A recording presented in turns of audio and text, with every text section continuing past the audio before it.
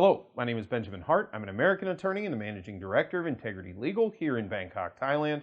As the title of this video suggests, we're discussing medical exams, and we're discussing them in the context of the recent suspension of visa interviews that has taken place at the various United States embassies and consulates abroad.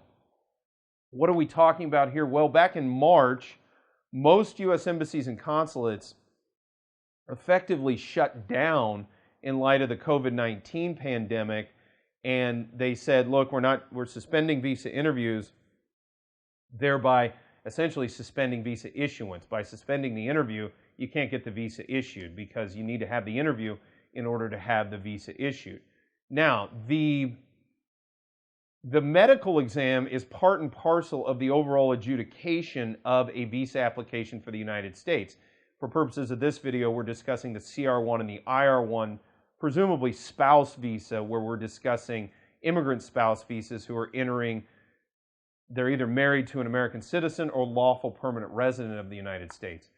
The thing to understand is there are going to be folks who got put in a really precarious state of affairs by this COVID shutdown because they may have had their interview date set and then the embassies closed, and then the embassies discontinued interviewing due to this COVID situation. And those folks may have already had a medical exam done in anticipation of the interview. For example, here in Thailand, we had a couple of folks in that position where they had their interview date set, they had already done their medical, and then they closed. They just closed the embassy, and we were sort of stuck out in the cold. The issue we're talking about in this video is these medical exams have a sort of expiration date. They have kind of like a sell-by date. They can go stale, if you will. They need to be presented to the embassy in a timely manner for the embassy to consider them valid for purposes of making their adjudication that a person is qualified in terms of health, sort of a public health and safety qualification, to be able to travel into the United States. And for this reason, those who